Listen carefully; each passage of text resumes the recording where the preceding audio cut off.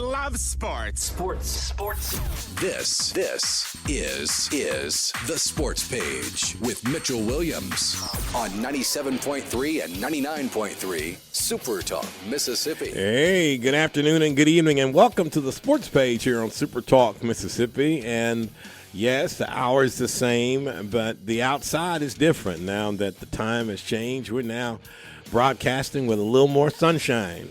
Hope you and yours are doing just right. I want to thank all our listeners on 97.3 and 99.3 FM and SuperTalk Hattiesburg.com and SuperTalk Laurel.com. My goodness, we're so excited to come into this week. We've got a big retreat for our high school football players this coming weekend. Quarterback Club is this weekend. Got a really great set of things for coach-selected football players from our area schools. Our 22nd year of Quarterback Club, hosted by Grace Temple Church. And speaking of Grace Temple, we'll have Pastor Wayne here next week as we head into Holy Week. Also, we got a baptismal service and worship service by the USMFCA on Tuesday night. We got a number of kids and some coaches that have professed Christ and will make their public profession on Tuesday night. And then, of course, on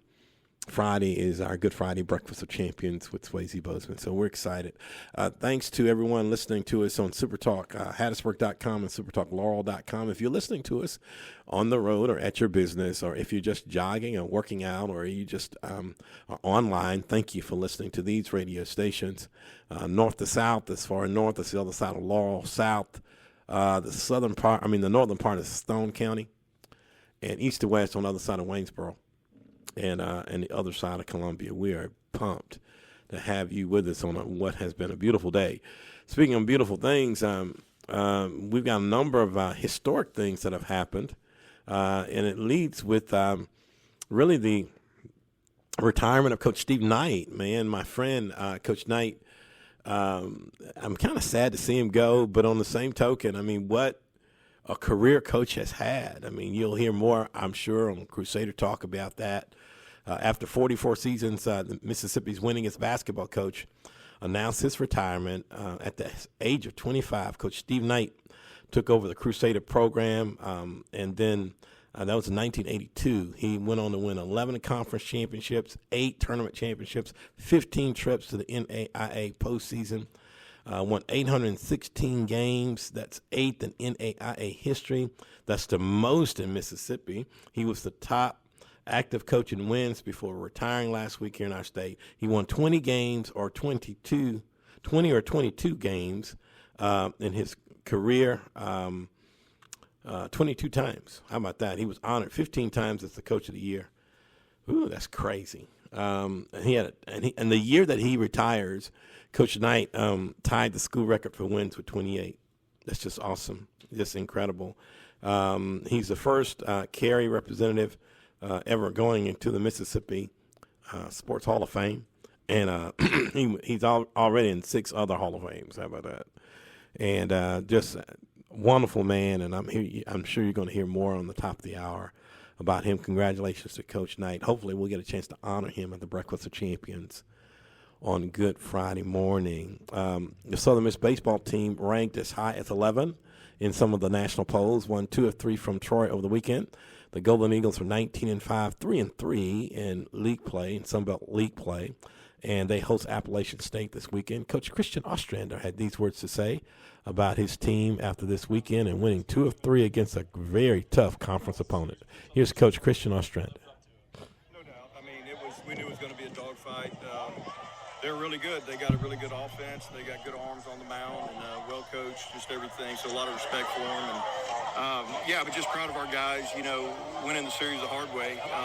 When you drop a Friday night game, man, you kind of feel that a little bit. And all you can do is focus on the next game. And I thought they did that yesterday.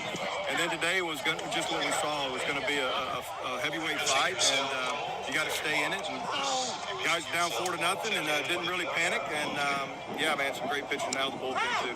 Once again, big time bridge piece out of the pen for you with Sonny. Can you talk about his game today? Yeah, I mean, he's a strike thrower. He pounds his zone. He's going to give up some hits, and that's okay. Pitch to contact, but doing what he did, covering those innings just like Cross did yesterday. You have to have that moment, in order to, handle a good offense and give your team a chance when you're down. So, all the chips fell where they needed to, and then Cam Clark was just brilliant, in those last, I think he threw 30 pitches, 25 strikes. So very impressive there, and just a really good team win, and just proud of these guys. We were talking to him earlier, Cam, a second ago, talking about he was a starter at the JUCO level, so I'm assuming you had no issue with stretching him out a little bit. No, I mean, at this point, he's built up enough, and a little uncharted waters, right? We haven't done it yet or haven't seen what that looks like, but, he rose to the occasion and kind of put us on his back and said, hey, I'm going to get this done. So he's got a lot of options there. It doesn't have to be just a 3-out, save situation. He just proved to himself and us that he can cover 3-6, maybe even 9 outs. Speak a little bit how big the change was for him. Yeah, I mean, they're all gearing up for the heater. He's got a good fastball. They know they got to kind of cheat to it a little bit. And when you see him doing that and he starts landing those change-ups, it's very evident to us that we kind of got control of that box. And, so the pitch calling there gets kind of fun. And so it's just a, plus-minus game, cat-mouse game, and, he keeps them in between. So, again, it was a really good pitch today along with a really good fastball. Where do you want to see the direction of your starting pitchers go from here on? We got to get better in some areas with that. And I'd be lying to you if I said, I have all the answers right now and stuff, but I know there's a lot of good options and stuff, guys, to do it. So it's really about kind of finding out who can handle what position the best, and moving forward. We're going to think about it, this week, obviously, and address, some things that we need to address. But ultimately, we got to get ready for Tuesday night. Enjoy this today, but then get ready for Tuesday night in Starkville. Can you talk about? Yeah, that's right. Coach Christian Ostrander at Southern Mississippi travels to Starkville to take on Mississippi State on Tuesday, but Appalachian State comes to Pete Taylor Park for a big key baseball series in the Sun Belt this coming weekend. What else happens on campus as well is that, y'all, the beginning of spring football. Yes, the beginning of spring football is about to start, and Coach Blake Anderson begins his first full campaign as the head football coach, and he talked a little bit about signing day and really the things that he had to kind of combat and deal with when he got named the head football coach at the University of Southern Mississippi. It's been pure chaos, to be truthful. When you consider when I took over the job, staff leaving, players leaving, graduating, adding new staff, and then the portal, it's been pure chaos, and we've tackled it as best we could. But we've had to juggle a lot of things at once, and I think we've got ourselves to a point now where we've got a team moving forward. We can start building and getting ready, but at any given point, you were trying to tackle multiple problems at the same time as effectively as you possibly could at a championship level, Sure. Which is saying a lot. So when you look at Yeah, that's Coach Blake Anderson talking about the upcoming season and some of the challenges that Coach had that was just different from a lot of programs. Yeah, you got NIL and transfer portal, but 80 new players had to be because there was a heavy senior class, and then there's a transfer portal. So he had to bring in 80 new guys, and then that's 80 new guys that's got to be developed. That's 80 new guys you got to have a relationship with. That's 80 new guys that's got a brand new coach. That's 80 new guys who, for the most part, a lot of them are not from Mississippi. Some of them are, but a lot of them are not. And they're coming into a new environment and a new place, and Coach is he's geared for it. I mean, he's seen it as an assistant, as an offensive coordinator, and as a head coach. He's the most qualified guy to ever be head coach at the University of Southern Mississippi, in my opinion. He'd been head coach at 2 different places in D1 before he ever came here. So we're excited to see in spring football practice. Our first practice begins tomorrow. Know that the 16th-seeded Jones College Bobcats dropped their lone contest in the National Junior College basketball tournament. They took on Daytona State and lost. They are the Region 23 champs for the third year in a row. We'll hear more about them from our good friend Sean Wansley, I'm sure, about those Bobcats who, man, they continue to do really, really well, really, really well. Also, what you're going to hear more about later on today is the Biloxi Shuckers will open their home season by hosting Pearl River Community College in an exhibition contest on April the 1st. The Shuckers visit Huntsville April 3rd to the 5th to open Southern League action. So Pearl River, y'all, ranked in the nation's top 25. We hope to hear from Coach Avalon a little later on, but they'll be playing a professional team in an exhibition contest on April the 1st. That's correct. That is on a week from Wednesday. A week from this coming Wednesday, they will be playing down there against the Shuckers. So that should be pretty cool. What do you think? Well, when we come back, we'll talk to Sean Wansley and see what's happening in the land of the Bobcats. And we got some other stuff we want to talk about. The sports page continues when we come back.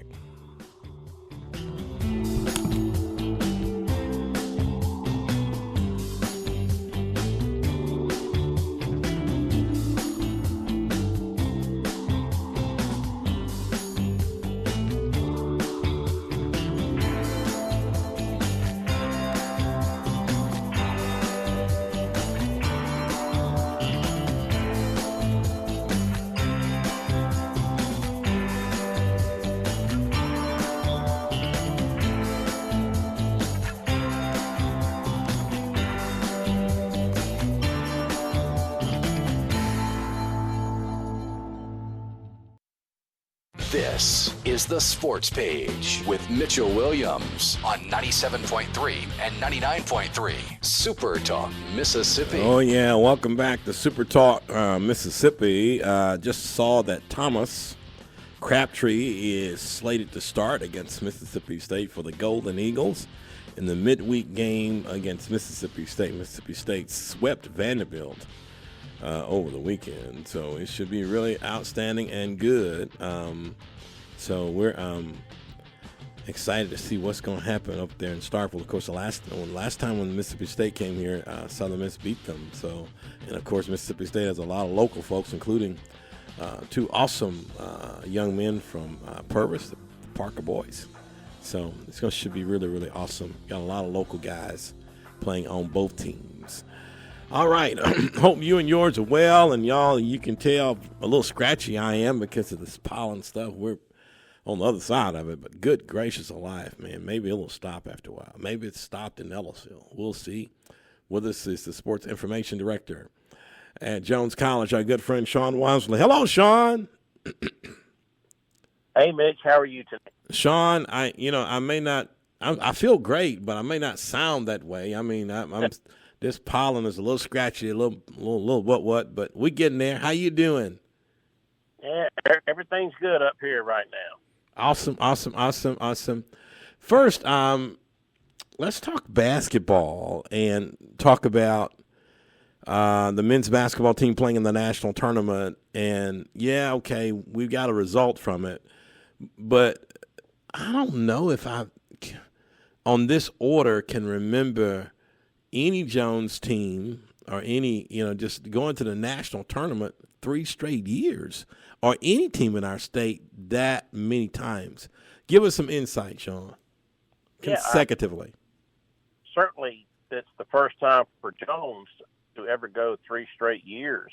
No question about that. I think we mentioned last week, the regional started in 1949, and from 49 through 2017, Jones made it through the regions twice to nationals, and then Coach Newton Miller has taken Jones 3 straight years. And I know Northeast Mississippi's had some very good teams back in the day, and they went to nationals many times. I don't know about 3 in a row, but Jones makes it 3 years in a row. We played up there on Saturday in the first round against Daytona State, and Daytona State defeated Jones 103-74 in the first round. It's actually the first game of the whole tournament. And the Bobcats, we were down 69-61. We'd trailed most of the game. We were down by 8 with about 8 minutes to go, but in the final 8 minutes, Daytona State played very well and just really stretched that lead out and won by a large margin. And actually, Daytona State, the winner of that game had to play the number 1 team in the tournament, Howard College out of Texas, and Daytona State played them this afternoon at noon up in Kansas, and Howard put it on Daytona State pretty good and beat them like 95-76. I think. So, wow. Yeah, Howard, pretty strong team. Daytona State, and it's kind of interesting that the Daytona State head coach, can't remember his name offhand, but he had already accepted the job at Florida International, FIU, before this tournament. So, after losing today, he's going to be the head coach at FIU. But as far as Coach Mealer and the Bobcats, 24-10 season, 3 straight years the national tournament. We only lose 1 player off this team, Jay Tyler, point guard from Cordova High School in Tennessee. He's committed to Louisiana Tech, and hopefully the rest of the guys will come back for next year. Incredibly talented team. So Bobcat basketball looks pretty good for the future. Y'all are listening to Sean Wansley, Sports Information Director at Jones College, giving us an update on the Jones Bobcats and Coach Newton Mealer taking his team to the Nationals for the 3rd straight year.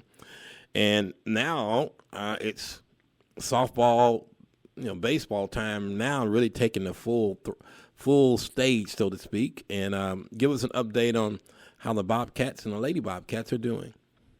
Yeah, on the baseball front, the rankings came out today, and Jones is number 4 in the nation right now. My goodness! Wow. Big Ten's team, they're 21-8 overall, 4-2 in the conference. Had a good week last week. They played Pearl River, beat Pearl River 4-2 in game 1, and lost 7-3 in game 2. Then had a big sweep over Mississippi Delta over the weekend. The Bobcat baseball team will be hosting Southwest on Wednesday of this week in a 3 o'clock doubleheader, and then we go to Holmes on Saturday. And on the softball front, Coach Troy Hughes' team, they're 27-6 on the year, 6-2 in the league. And last week they went to Poplarville and beat Pearl River, number 1 team in the nation, 4-0 in game 1, lost 4-2 in game 2. Had a sweep over Delta over the weekend up in Moorhead. They will be at Southwest tomorrow and will host Holmes on Saturday. I believe that's a 12 o'clock doubleheader. And as far as the national rankings, you go to baseball, East Central is still number 1 nationally. Pearl River is number 2. Jones, number 4. Gulf Coast, number 18. And Colin, number 25. And on the softball front, Pearl River still number 1. Colin, number 3. And they're having a great year. Defending national champion. Jones, number 6. LSU Eunice in our region, they're number 8. Itawamba 13, Hines 15, Northwest 18, Northeast 19, and Gulf Coast 24. Kind of pretty much half the conference ranked in the top 24 on softball. So baseball, softball, very, very strong in Mississippi once again this year. My goodness, that is crazy. I mean, it's just really just kind of the signature on the check as it relates to baseball and softball in our state. I mean, it's just really just from on the community college level and seeing how our coaches and our environments are refining all this talent and seeing all this success. So you got baseball, softball, and now that basketball is done, what else you got going on at Jones, Sean? Just a couple of things real quick. On the tennis front, after a week off for spring break, we're back in action tomorrow in Oaksville. Jones will be hosting Holmes at 2 o'clock. Our women's team is number 7 in the nation. They're 9-0. Our men's team, they're number 12 in the nation. They are 11-0. We play at home tomorrow. Then we go to Colin on Friday morning at 11 a.m. for the next match. On the golf front, Coach Bob Harrington's team, they obviously we're off last week for spring break, and they started today up at Northwood Country Club in Meridian. Played the first round today of a two-day tournament. They're tied for third right now. So Coach Harrington's team back in action today, and they will be in Decatur, Alabama next Monday, I believe, for a two-day tournament at Central Alabama Invitational. So golf and tennis, very, very big and very prominent right now here during the spring, along with baseball and softball. Football had a very, very early workout, I think, this morning, around 5:30 or 6, to kind of get the spring break, kind of get the cobwebs worked out, is what I was told. So not necessarily spring practice, but conditioning early this morning at Bobcat Stadium.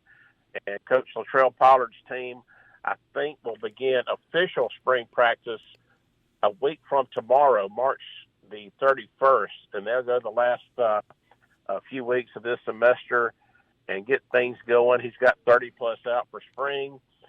They expect a pretty good spring out of these guys. And, you know, before you know it, we'll be here in August kicking it off again. Before you know it. My goodness. Oh, say that. Oh, my goodness. How can everybody keep up with the Bobcats, Sean? Yeah, just go to jcbobcats.com. Certainly our main website. We've got results, schedules, game stories, everything you need to know about our team there, our teams, I should say, and then search X, Facebook, YouTube, Instagram for Jones College Athletics and get up-to-date information about all the athletics going on at Jones College in Ellisville, Mississippi. Well, thank you, Sean. Hopefully, man, we can talk to you same time, same place next week, okay? All right, Mitch. I appreciate it, man. Thanks. Sean Wansley, Sports Information Director at Jones College, and giving us an update with what's going on with a bunch of nationally ranked teams for softball and baseball. And speaking of nationally ranked, y'all heard the news that Demario Davis is going to the New York Jets, the middle linebacker for the New Orleans Saints, Collins native, raised up in Brandon, Mississippi. The New Orleans Saints put out a little something about him and about his leadership and what they're missing. We're going to play that later on this broadcast about how they really love this man for 8 years, where he served as not only a leader on the field, but a leader off the field. And, of course, he was speaking in our Breakfast of Champions last year. This year, y'all, we've got Swayze Bozeman, the middle linebacker for the New York Giants. Yeah, and he's a Southern Miss linebacker. Yeah, came from Florida, Mississippi. Went from Tri-County Academy to Colin and was our FCA student leader for 4 years. Y'all hear his story, how he went from Florida to the National Football League. And loves the Lord. We can't wait. You can get more information about the Breakfast of Champions and all the champions of character we're going to celebrate that morning on southeastmsfca.org, southeastmsfca.org. Click on events, and we'd love to have you and your organization to come and be a part of us. We'll be back. This is The Sports Page with Mitchell Williams on 97.3 and 99.3 SuperTalk, Mississippi. Hey, welcome back to SuperTalk, Mississippi. Hope everybody's doing really well, and hopefully the pollen is not flying around your house like it is around mine. But after a while, it's going to slow down. After a while, it's going to slow down. My goodness. Y'all, we've been rolling through and talking about a number of things, and we couldn't wait to talk to this brother right here. He is the head baseball coach of the number 2 ranked team in America and athletic director of one of the leading community colleges in the country, Coach Michael Avalon. Hey, Coach, how you doing?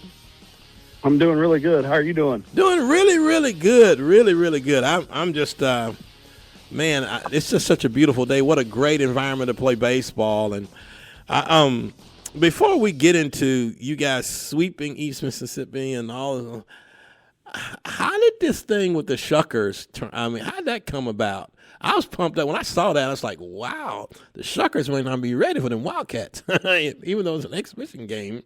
But how did that come about? Yeah, it's been one of those things that we lucked up a couple years ago, And I think this will be either the third or fourth year in a row that we've been able to do it. And I think William Carey actually used to be able to play them midweek as their exhibition before we were asked to do it, and something fell through. I think maybe their conference schedule changed or something to where it was tougher for them to be able to do that, because when you're in the middle of conference, it's a nice thing to go play the Shuckers, but you also have to take care of your conference. And so we understood that, but they offered us the opportunity, and we jumped at it. And man, what an incredible experience it is for our guys and our, their families and our fans and our administration. It's just really, really a cool night. And so we look forward to it every year, and we're always thankful when they call and say, yeah, we want to do it again, because it is a really, really special, cool night. Coach, I mean, now you know that, but that's going to be on April 1st, y'all, this past weekend. Of course, the nation's second-ranked team swept East Mississippi. Something funny there is being on April 1st, my new assistant coach, Coach Dubose, his fiancée told him the other day, he said, "Are you kidding me? It's got to be a joke. It's on April Fool's." No, it's a real deal. We actually get to play the Shuckers. So it is not a joke that we are playing the Shuckers on April 1st. That's so beautiful. So beautiful. So beautiful. And you getting that experience, and, also that compounding some of the things that y'all are doing right now. I mean, after weekend sweep of East Mississippi, and, just talk a little bit about that, and what are you seeing at your team now? Because, now even in conference play, you're going to get everybody's best shot. Yeah, we are fortunate to be, sitting in first place in the conference after 8 games at 7-1, and I think that's due to our tough non-conference schedule that we played, and it prepared us for these games, and they're not easy. East Mississippi came in this weekend, and we were both tied at the top in the rankings in the MACCC, and they gave us all we wanted. I mean, I told Coach Kimbrell after the game, I thought his crew did a really good job, and we were up 8-0. We jumped out there, and then it ended up being 9-7 at one point, and we finally pulled away and made it 11-7. But that's the way our conference is. It's never over. It's always tough. There's really good teams that play hard.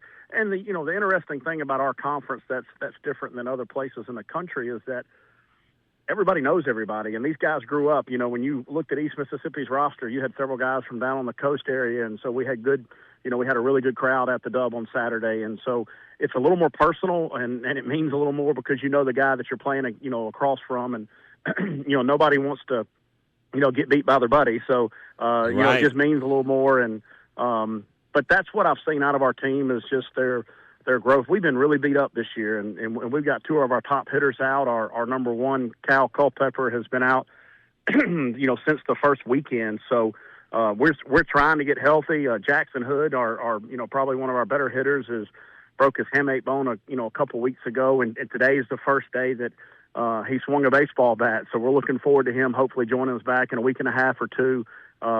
But in situations like that, this is a message for the coaches out there. I guess, sometimes you want to feel sorry for yourself and be like, man, we got all these injuries. We literally have our number 1 and our number 3 went down within a week of each other for multiple weeks. And then our 2 of our top 4 hitters went down, one with a broken bone in his wrist and one with a hamate. And you're like, man, why us? And and through some guidance of some other folks and some words from other people, I was able to sit back from it and just look at it as an opportunity for these younger guys to get such valuable reps in the beginning of the season. And I think it's helped them mature and grow. And so we're excited about, the last 20 games of conference that we have to look forward to. Y'all are listening to Coach Michael Avalon, the head baseball coach and athletic director at Pearl River Community College. And, Coach, we could talk about a lot of things. We could talk about Coach Shanae Williams, how she's done her first year, crazy, how that environment of women's basketball is so awesome. And then I saw Coach Frank, that first home rodeo match over there. I saw some pictures of that. We love him when he comes on. He's great. Yeah. But also – yeah, Coach – Go ahead. Yeah, Coach Williams has just done, man, what a blessing she's been. You can look at all the wins and winning the conference championship her first year, and all that's outstanding. But it pales in comparison to just the program that she runs, the way she runs it. Her faith is on display at all times, and you see that shine through her players as well. And those are the things that are just special. And, it's not a surprise that she's won the way she has. We knew she was going to get really good players because she can recruit. But on top of that, she just runs a first-class program and puts the priorities where they need to be. And obviously, just because you do that, there's no guarantee at those times. But right. You feel pretty confident that she's doing it the right way. When you do things the right way with really good players and they work hard, good things are going to happen. And so what an incredible year she had, and we're very proud of that. And the thing I told her, when she got beat in the championship of the regional, I said, Coach, I just got one question for you. Are you going to be better next year? And I'm not talking about win or loss, but are you going to be better in your second year than you were your first year? And she said, absolutely. And I said, I don't disagree a bit, but think about how great of a year you had in your first year, and you just told me you were going to be better. So we're looking forward to that, and we're excited about it. She's a special woman, and we're very thankful that she's a Wildcat. And you got some special coaches in the spring, not in addition to what you guys are doing, but Coach Christy Meeks being number one in the country. I remember when that was unimaginable over in Poplarville. You had some really good teams, but now being ranked number one at one time, Coach, that's crazy. But she's a servant leader type coach. I mean, she's awesome. Right. Right, and you can look at her and Shanae and they're mirror images of people. Just the way they run their program, the way they work.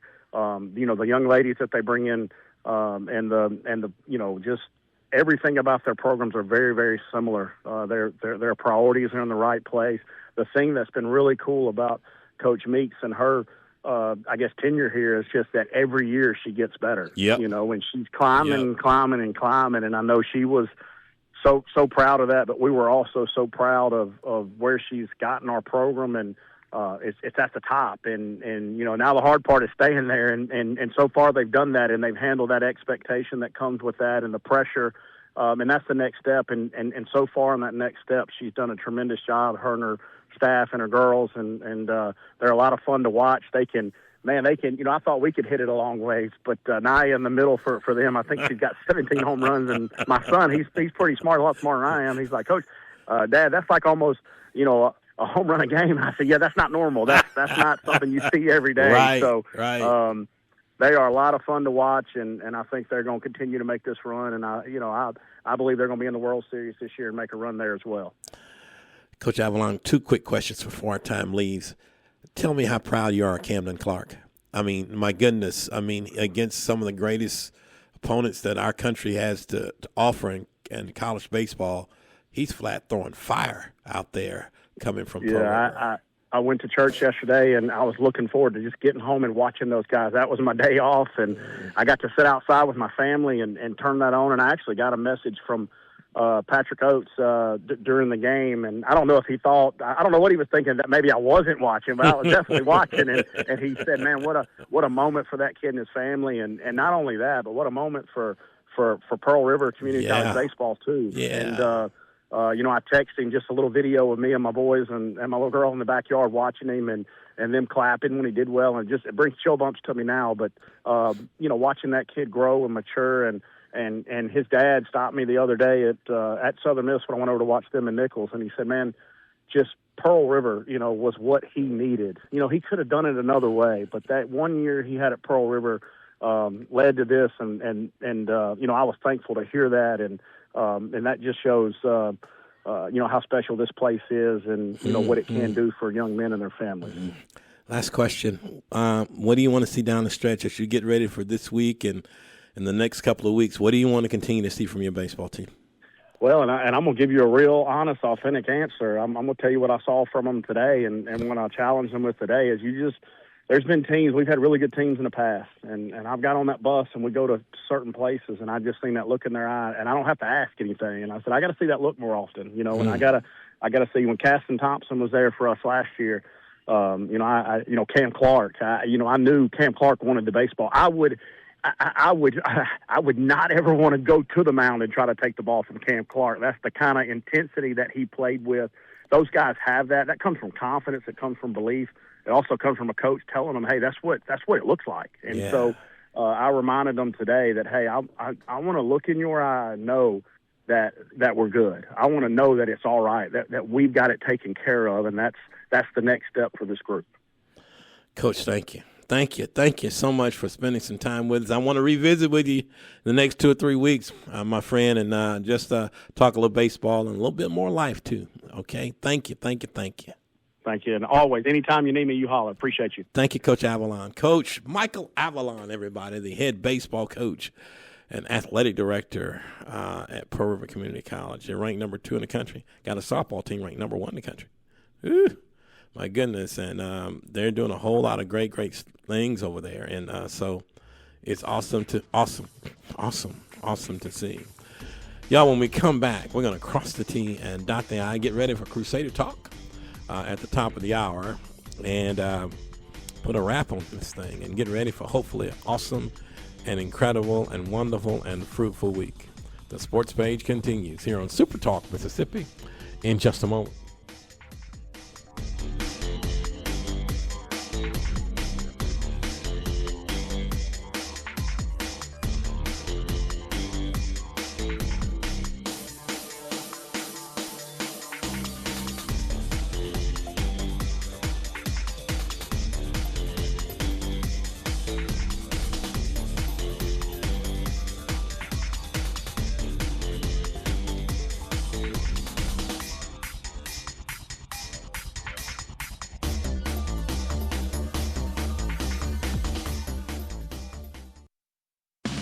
This is the Sports Page with Mitchell Williams on 97.3 and 99.3 Super Talk Mississippi. So you look for a DeMario Davis. Man, he's one of the best leaders I've been around. We already got that mindset. Big team, little me. One of the best leaders I've ever been around. His willingness to really help out everybody around him really makes him an outstanding leader. In constant communication all day long on the football field. I believe the greatest leadership is just being an example. I looked at my locker room essentially as a mission field, that I could use this platform to reach my teammates in the locker room. I saw a world and wanting to represent something that was bigger than myself, because sports is what I do, but it's not who I am. I want to live my life in a way that serves the people around me, and it means that much more to represent New Orleans. Even though he's like a good dude, right, like good spirit, but man, when he puts that shoulder pads and them helmets on, it's like Terminator, like Predator.